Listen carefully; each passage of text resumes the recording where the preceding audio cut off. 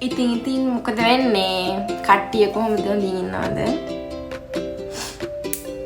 ළමයි මට හිතුණා මේ පොඩි කෑමක් හදන්න. මම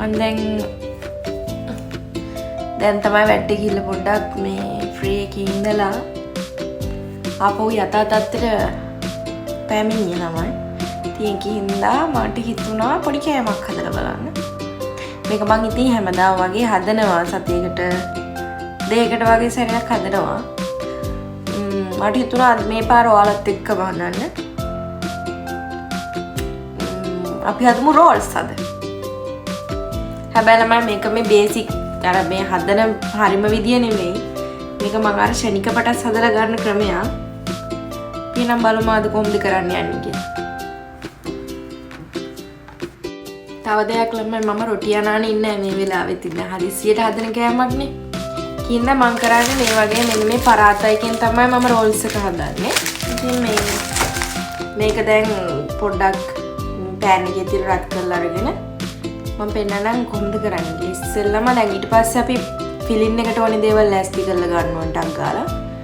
ඒ ටික තමයි ඉතින් ලොකුවට තියෙන. ඊට පස්සේ ඔය බිස්කට් කුඩු වල තවරලා ඔය ටික තමයි තියෙන්නේ. අපි ටක් ගාලා ඒ ටික කරලා ගමු. තමයි අල ටික සුද්ධ කරලා ගන්න ගමන් මං හිතුවා පරාත එකක් රත් කරගෙන එහෙම දෙකම එකට පොඩ්ඩක් කරගන්න වෙලාවක් ඉතින් යන්නේ නේද. දෙකම කොහොමද බැලන්ස් එක කරගන්න බලමු.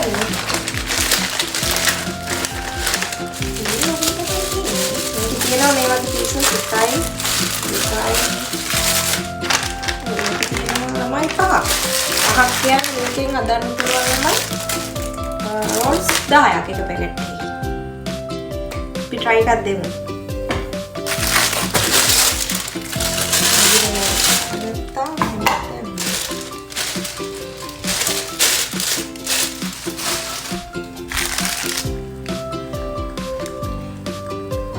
අරගෙන එන්න. අරගෙන සුද්ධ කරගෙන මාවා දැන් මේක කපලා අපි තම්බ ගමු.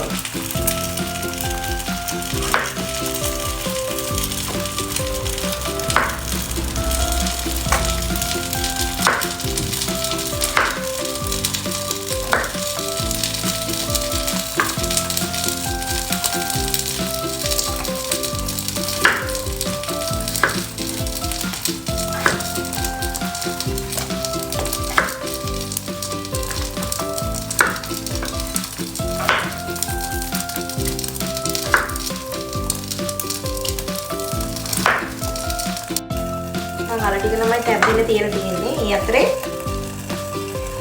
රොටි මම යා පැත්තේ පෑන් එකේ රත් කරන ගමන් තියෙන්නේ. දැන් අපි ෆිලින් එක හදන්න ඕන අනිත් දේවල් ලෑස්ති කරලා ගමු. ඕනි කන දේවල් ළඟට ගන්නවා. එන්න නම් ඊට පස්සේ. මුලින්ම මම සුදු ලුණු ළඟට අරගෙන තියෙන මේ ටික මම ලෑස්ති කරලා ගන්නවා. එන්න මම ඊටියත් ලෑස්ති කරගෙන මෙන්න.